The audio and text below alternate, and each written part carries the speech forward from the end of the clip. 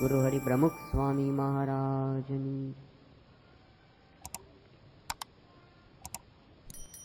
એકવાર એક નાનો બાળક બહુ તોફાન કરતો હતો. એના પિતાને થયું કે આ મને કામની અંદર ડિસ્ટર્બ કર્યા કરે છે, તો એને કંઈક ધંધે લગાડી દઉં.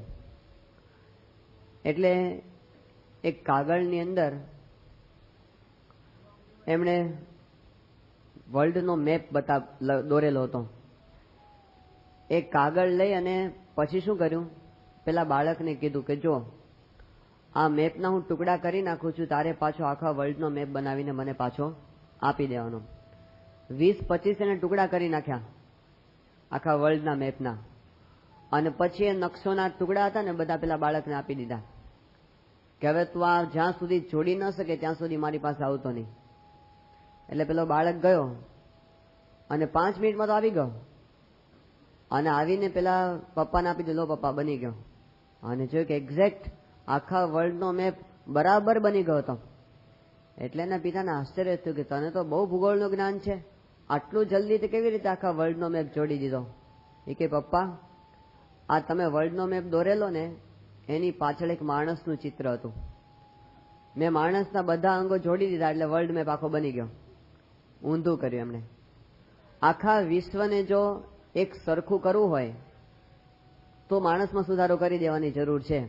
જો માણસ સુધરી જાય ને તો આખું વિશ્વ સુધરી જાય. ઇજિપ્તની અંદરથી થોડા સમય પહેલા એક શિલાલેખ બહાર નીકળેલો. એ શિલાલેખની અંદર તપાસ કરતા ખબર પડી કે આ તો 4000 વર્ષ જૂનો શિલાલેખ છે. એ વખતની ભાષાની અંદર એની અંદર કંઈક સૂચનાઓ લખવામાં આવી હતી, કંઈક માહિતી લખેલી.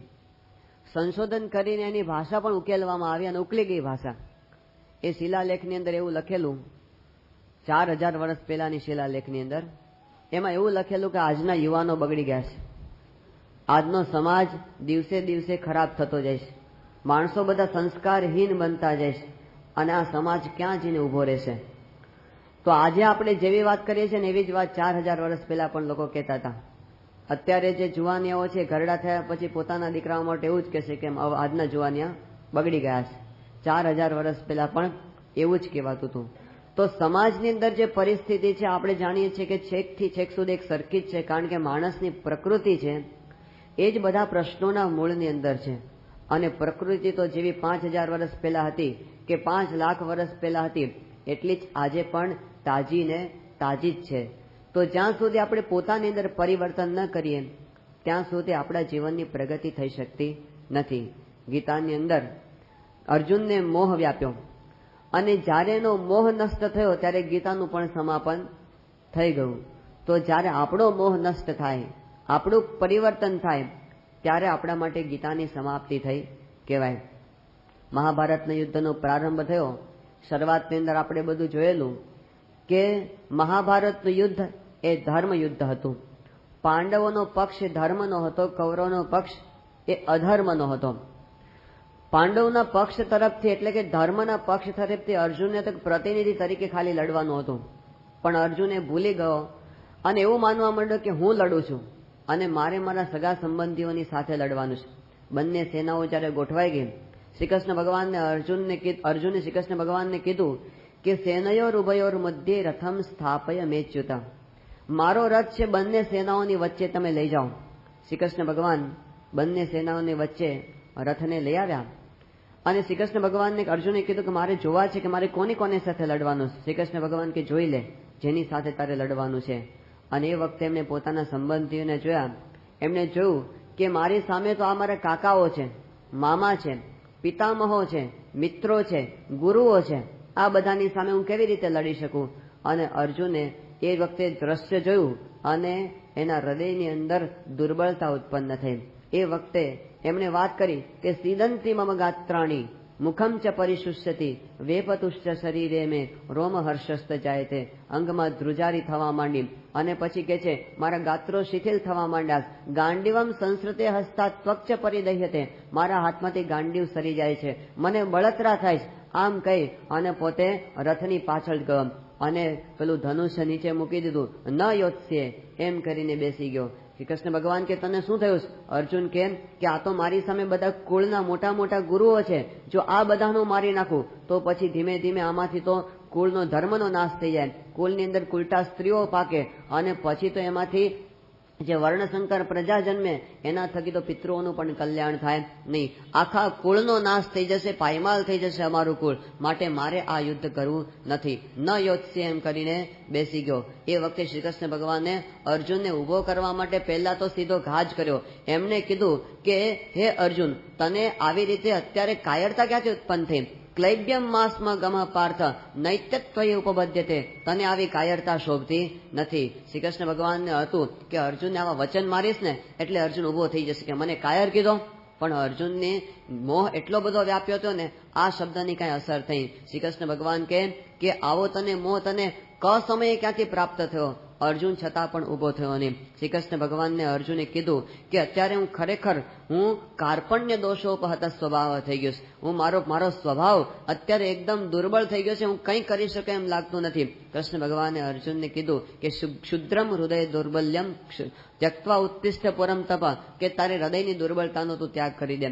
અર્જુન કે છે કે હું નથી ઉભો થઈ શકતો, હું તો તમારે શરણે આવી ગયો, મને કઈ ખબર પડતી નથી. યત શ્રેયસ્યાન નિશ્ચિતમ બ્રૂહિ તન્મે શિષ્યસ્તેહમ શાધિમામ ત્વામ પ્રપન્નમ, કે હું તો તમારો શિષ્ય થયો, હવે તમે મને વાત કરો, મને તો કઈ સૂઝતું નથી. અર્જુનની શરણાગતિથી ભગવદ્ ગીતાનો પ્રારંભ થયો હતો. અને એટલે જ આપણે શરૂઆતમાં સમજી ગયા હતા કે અર્જુન શ્રી કૃષ્ણને શરણે ગયો છે એટલા માટે એનો વિષાદ એ વિષાદ યોગ બની ગયો. ગીતાના પહેલા અધ્યાયનું નામ છે વિષાદ યોગ. તો વિષાદ પણ આપણો એક યોગ બની જાય ક્યારે?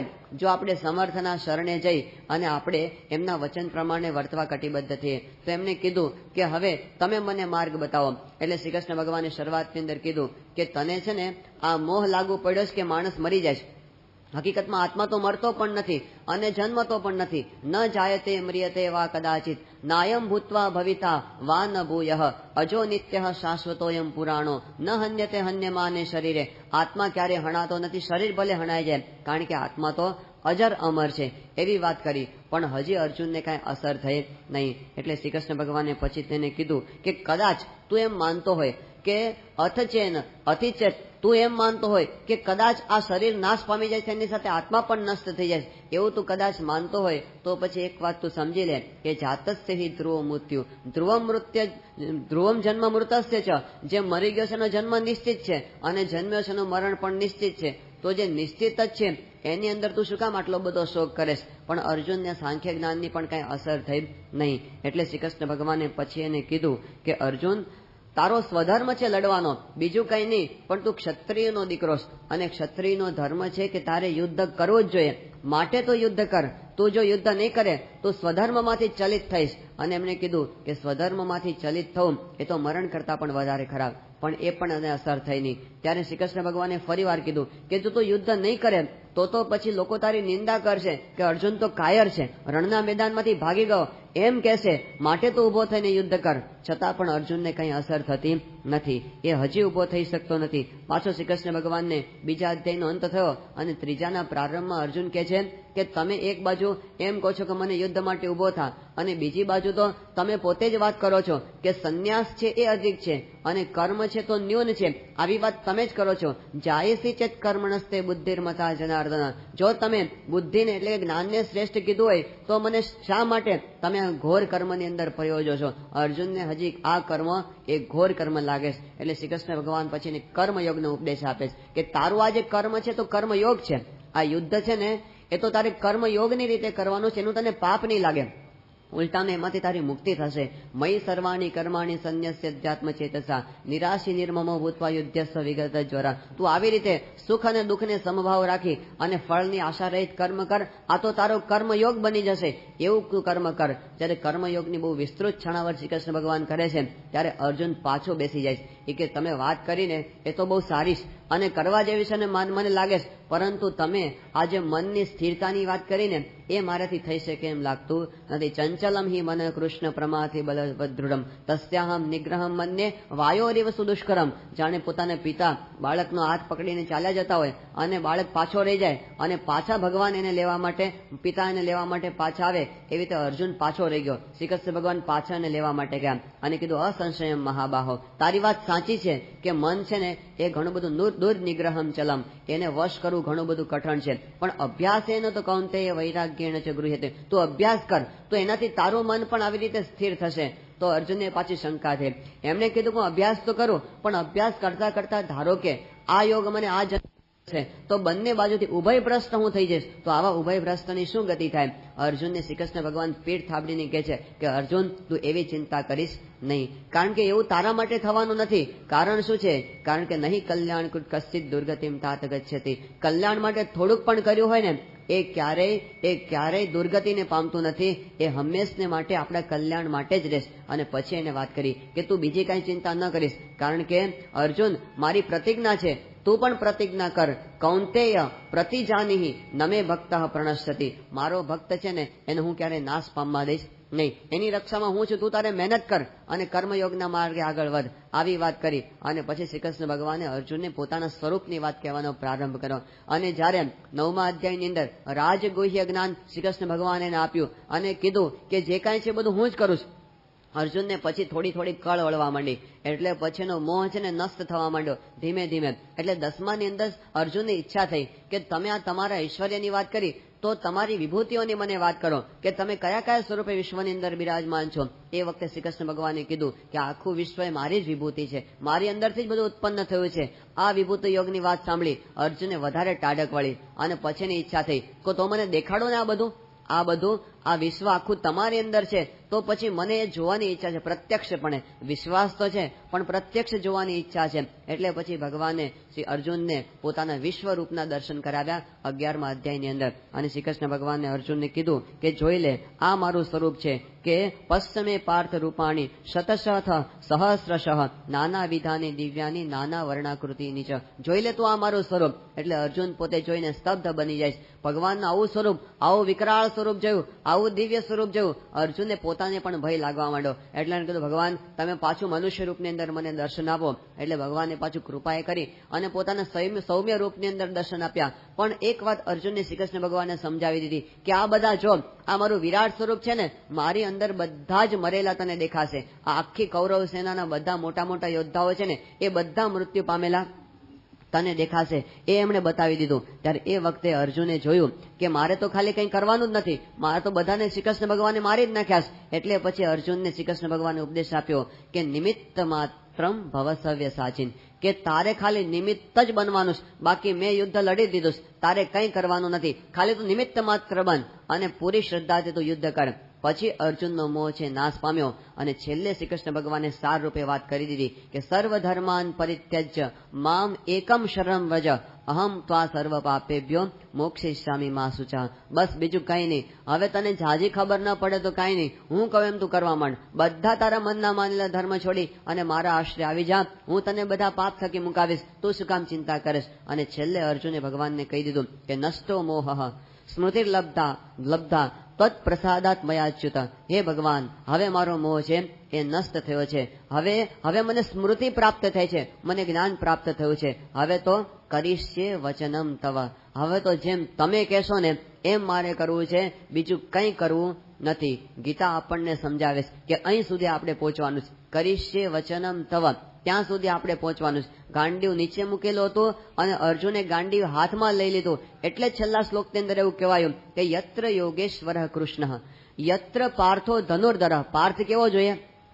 બેઠેલો પાર્થ નહીં, યત્ર પાર્થ ધનુર્ધર, જેને હાથમાં ધનુષ્ય ધારણ કરેલું છે એવો પાર્થ જોઈએ. અને એની સાથે ભગવાન જોઈએ. તો પછી એ બે જ્યાં ભેગા થયા ત્યાં આગળ તત્ર શ્રી વિજયો ભૂતિર ધ્રુવાની તીર મમ, ત્યાં જ ધન છે, ત્યાં જ સંપત્તિ છે, ત્યાં જ વિજય છે, ત્યાં જ અચળ નીતિ છે. તો જ્યાં આપણે કર્મની અંદર રત થઈ અને ભગવાનનો આશરો ગ્રહણ કરીએ ત્યાં પછી આપણા વિજયને કોઈ રોકી શકે એમ નથી. એ ગીતા આપણને સમજાવે છે. તો સમગ્ર ગીતાની અંદર આપણે બે શબ્દોની અંદર ગીતાના સારને મૂકવો હોય તો એ છે સ્વરૂપ નિષ્ઠા અને સમર્પણ.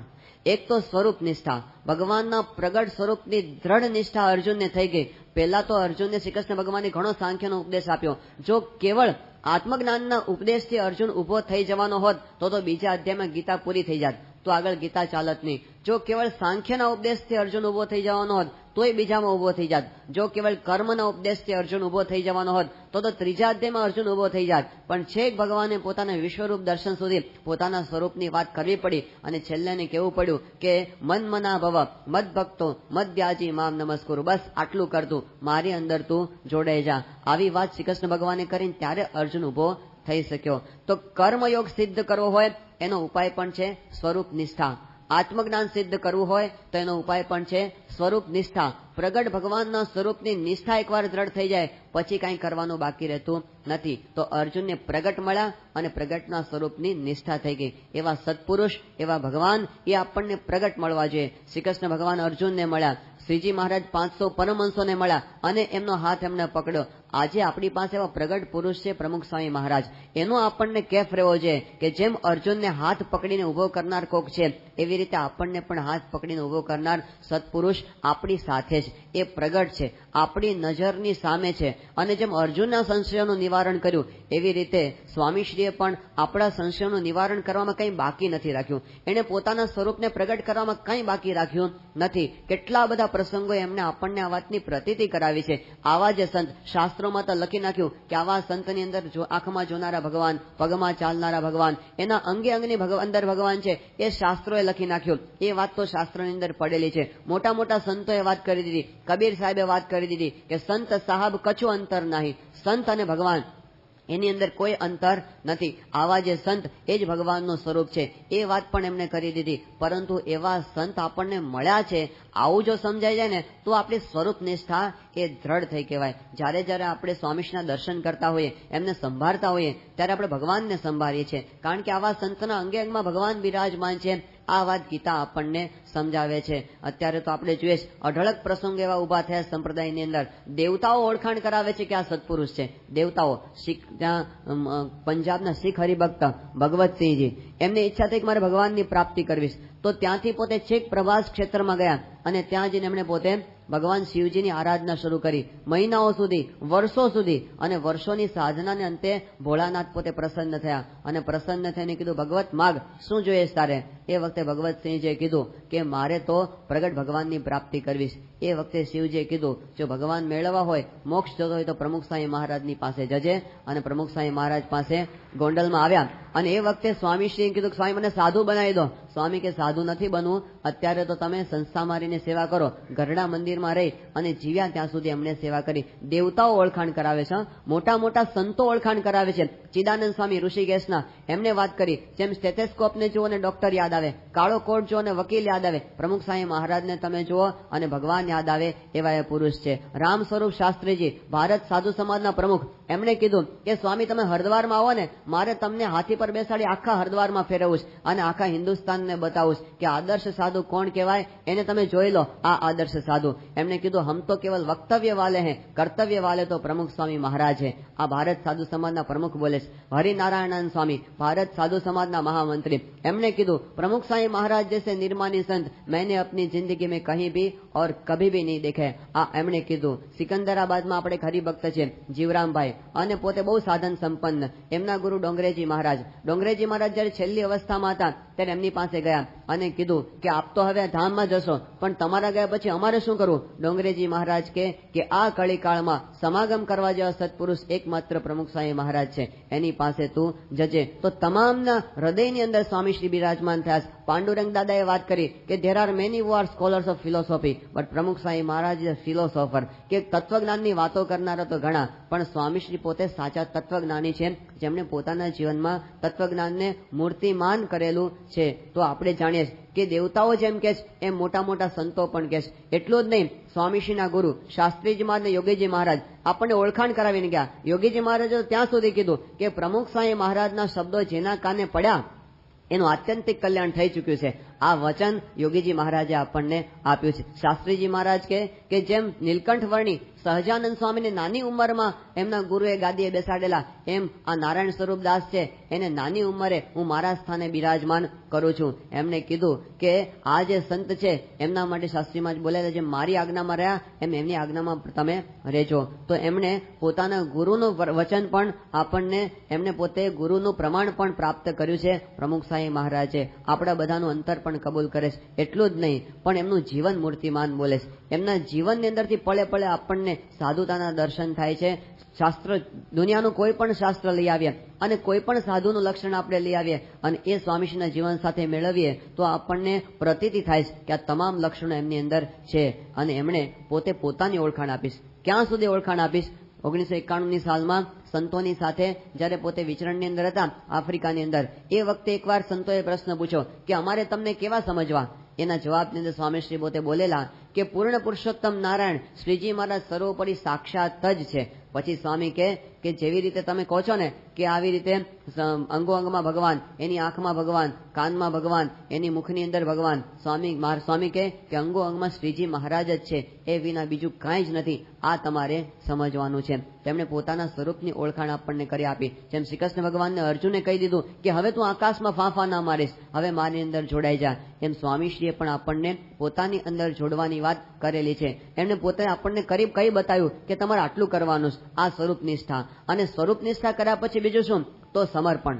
અર્જુનને શ્રી કૃષ્ણ ભગવાને કીધું તો બધું જ મને અર્પી દે. યત કરોશી યદસ્નાશી યજ્જુહોશી દદાસી યત તપસ્યસી કૌંતેય તત્કુરુષ્વ મદર્પણમ. તું જે કાંઈ કરે એ બધું જ મને અર્પણ કરી દે, કારણ કે હું જ બ્રહ્માર્પણમ, બ્રહ્મ હવિર, બ્રહ્માગ્નૌ બ્રહ્મણાહુતમ, બ્રહ્મૈવ તેન ગંતવ્યમ બ્રહ્મ કર્મ સમાધિના. આપણે જે કાંઈ કર્મ કરીએ બધા ભગવાનમય આપણે કરી દેવાના છે. એવા કરીએ ત્યારે આપણા અંતરમાં પરમ શાંતિનો અનુભવ થાય. તો પ્રગટ ભગવાનના સંત મળે, એની અંદર જોડાઈ જવું, ત્યારે આપણા અંતરમાં કૃતાર્થતાની અનુભૂતિ થાય. અને બીજું, એમના આદેશો આપણે પાળવા, એમને આપણે સમર્પિત થઈ જવાની વાત છે.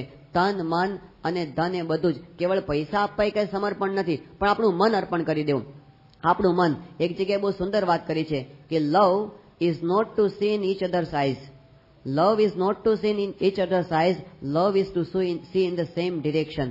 પ્રેમ એટલે શું? એકબીજાની આંખોમાં જોવું એ પ્રેમ નથી, પરંતુ પ્રેમ એટલે એક દિશાની અંદર જોવું. એ જે દિશામાં જુએ એ જ દિશાની અંદર આપણે પણ જોવા માંડીએ, ત્યારે આપણા અંતરમાં એ ભગવાનની પ્રતીતિ થાય, ત્યારે આપણને એનો અનુભવ થઈ શકે. તો એ કક્ષા સુધી આપણે પહોંચવાનું છે. કથા આપણે સાંભળી, ઘણી બધી સાંભળી, અને ભવિષ્યમાં પણ આપણે ઘણી બધી સાંભળવાની છે. કારણ કે ગીતાની એક દિવસમાં પૂર્ણાહુતિ થતી નથી. આ જ્ઞાન જ્યાં સુધી જીવનમાં આત્મસાત ન થાય અને ત્યાં સુધી આપણે સાંભળ્યા જ કરવાનું છે. અને જ્યારે આત્મસાત થશે પછી તો આપણે સાંભળ્યા વિના રહી નહીં શકીએ.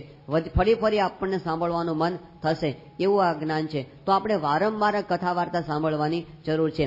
એક દિવસમાં પરિવર્તન થતું નથી, તો એના માટે નિરંતર કથા વાર્તાનો યોગ. 1 મહિના માટે નહીં, અહીંયા આગળ રોજ કથા વાર્તા થાય છે. રોજ સવારે અહીંયા આગળ આપણને સંતોના મુખે કથા વાર્તાનો લાભ મળે છે. પ્રમુખ સાંઈ મહારાજે આદેશ આપ્યો છે કે અઠવાડિયામાં એકવાર રવિ સભામાં અવશ્ય આવી જવું. 25,000 રૂપિયાનો નફો થતો હોય તો એ જતો કરીને રવિ સભામાં આવું યોગી બાપા કહેતા. અને પ્રમુખ સાંઈ મહારાજ કે 25,000 પાઉન્ડનો નફો જતો કરીને પણ રવિ સભાની અંદર આવું. હવે આપણા મનમાં બેસે કે ન બેસે, પણ મન મનાભવ મદ ભક્તો મદ્યાચી મામ નમસ્કરું. સમર્પણ એનું નામ કહેવાય ને કે એમણે કીધું છે એટલે જવાનું.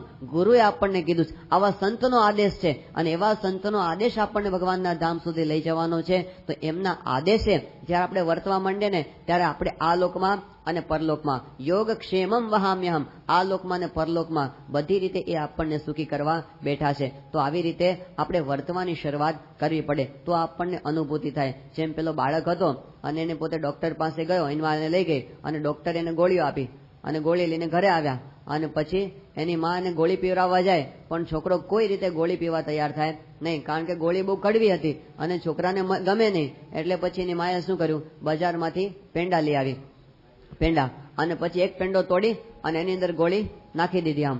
અને પછી છોકરો બહાર રમતો હતો ને, એને બોલાવ્યો કે બેટા અહીંયા આવ, લે આ પેંડો ખાઈ જા. બાળકે આવી અને પેંડો લઈ લીધો અને પછી પેંડો લઈને બહાર જતો રહ્યો રમવા માટે. થોડી વાર થઈ અને પાછો આવ્યો. એની માએ કીધું, શું બેટા પેંડો ખાઈ લીધો? એ કે હા માં, પેંડો ખાઈ લીધો અને ઠળિયો ફેંકી દીધો. હવે ઠળિયા માટે તો પેંડો હતો.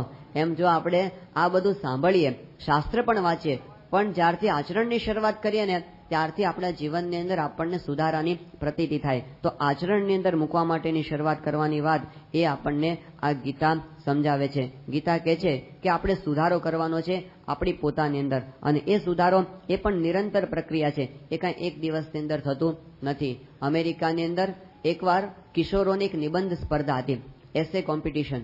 એ નિબંધ સ્પર્ધાનો વિષય હતો હાઉ વુડ યુ ચેન્જ. તમને આ વિશ્વ બદલવાનું કહેવામાં આવતું તો વિશ્વને તમે કેવી રીતે બદલશો, આવો એનો વિષય હતો. આખા અમેરિકાના બધા કિશોરોએ ભાગ લીધો એની અંદર, અને બધાએ આમ પોતપોતાના વિચારો આપી દીધા સારા સારા કે અમે વિશ્વને બદલી નાખીએ, અમેરિકાની રાજ્યનીતિ બદલી નાખીએ, અણુશસ્ત્રોનો નાશ કરી નાખીએ, દેશો વચ્ચેની બોર્ડરો તોડી નાખીએ, આમ કરી નાખીએ, તેમ કરી નાખીએ, ઘણી બધી લાંબી લાંબી વાતો એ બધાએ કરેલી. અને એ બધાના નિબંધો જ્યારે ગયા અને જ્યારે એનું રિઝલ્ટ બહાર પડ્યું ત્યારે આખા અમેરિકામાં જે કિશોરનો પહેલો નંબર આવ્યો ને, એણે પોતાના નિબંધમાં ખાલી 3 જ વાક્ય લખ્યા હતા. બધાને આશ્ચર્ય થયું કે એણે એવું તે શું લખ્યું 3 વાક્યમાં કે આટલા બધાની અંદર પહેલો નંબર લઈ ગયો નિબંધની અંદર. એ વખતે પેલા નિર્ણાયકોએ એ નિબંધ જાહેર કર્યો, એમાં 3 વાક્ય લખ્યા હતા. How would you change. તો પહેલા પહેલું વાક્ય લખેલું પેલા કિશોરે, એણે પહેલું લખ્યું કે આઈ એમ એ મિસ્ચેવિયસ બોય. હું એક તોફાની છોકરો છું. પોતાની ભૂલનો સ્વીકાર આ પહેલી જરૂર છે. જીવનમાં આપણી ભૂલો થતી હશે પણ આપણે સ્વીકાર કરીએ છીએ ખરા કે હું ભૂલ કરું છું? તો પહેલું પ્રામાણિકતાથી સ્વીકાર, આઈ એમ એ મિસ્ચેવિયસ બોય, પોતાની વાત કરી. બીજું વાક્ય એણે લખ્યું કે my father wants to change me. મારા પપ્પા છે ને એ મને સુધારવા માગે છે, આ બીજું વાક્ય એણે લખ્યું. અને ત્રીજું વાક્ય લખ્યું કે from today I shell obey all the commands of my father. કે આજથી મારા પપ્પા કહેશે ને હું કરીશ, બસ આટલું.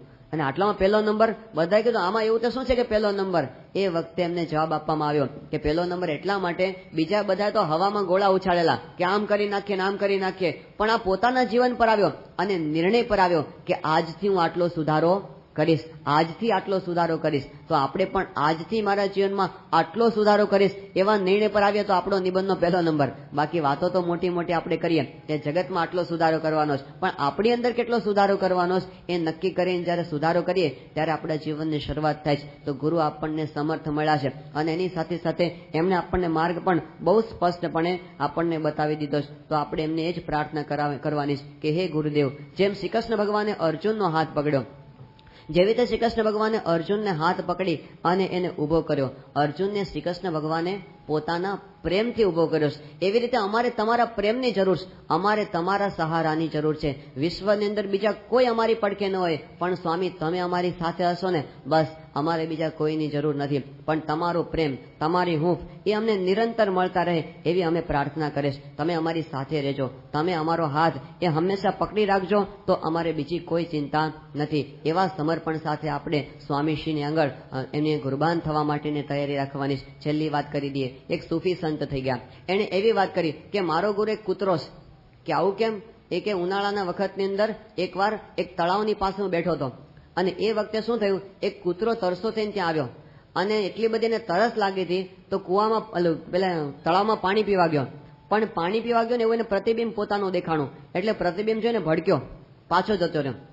થોડી વાર થઈ, વધારે તરસ લાગી, ફરી પાછો આવ્યો, ફરી પાણી પીવા ગયો અને ફરી પોતાનું પ્રતિબિંબ જોઈ અને પાછો ભડકીને ભાગી ગયો. આવું 5-6 વખત થયું. અડધો પોણો કલાક પસાર થઈ ગયો અને પછી તો એને જોયું કે 7મી વખત કૂતરો આવ્યો ને ત્યારે આંખો બંધ કરીને આવ્યો, ખુલ્લી રાખીને ના આવ્યો, આંખો બંધ કરીને આવ્યો કે મારે જોવું જ નથી પાણીમાં. અને નજીક આવી આંખો બંધ કરીને સીધો જ અંદર ખાબક્યો કે મારે અંદર જોવું નથી. અને જેવો અંદર પડ્યો એ ભેગેની તરસ છે ને એ શાંત થઈ ગઈ. પેલા સૂફી સંતે કીધું કે જ્યાં સુધી હું આ માર્ગમાં શંકા કુશંકા કરતો હતો કે આ સાચું હશે કે ખોટું હશે, મારે એમ કરવું કે ન કરવું, એના વિચારોની અંદર બહુ હું અટવાયેલો રહેતો હતો, ત્યાં સુધી મારા હાથમાં કંઈ આવ્યું નહોતું. હું ભડકતો હતો, ભગવાનથી ને સંતથી પણ ભડકતો હતો, ગુરુથી પણ ભડકતો હતો. પણ એક વખત વિશ્વાસ રાખી અને ગુરુના વચનમાં ખાબક્યો અને મારી તરસ છે શાંત થઈ ગઈ. તો બીજું કંઈ કરવાનું નથી. ગીતા એ જ કહે છે, કરીશ્ચે વચનમ તવ.